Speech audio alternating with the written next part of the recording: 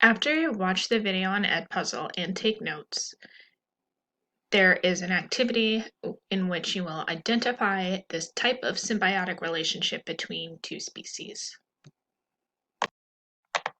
So in this example, there are 8 relationships, and for each relationship I've included a photo so you can have an idea of what's going on in the relationship, and then a short description of the relationship.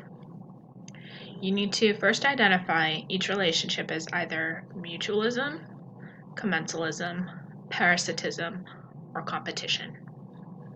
And then you're going to fill it out in the middle column, which type of relationship you chose. Then you need to explain why you chose this type of symbiosis as your answer.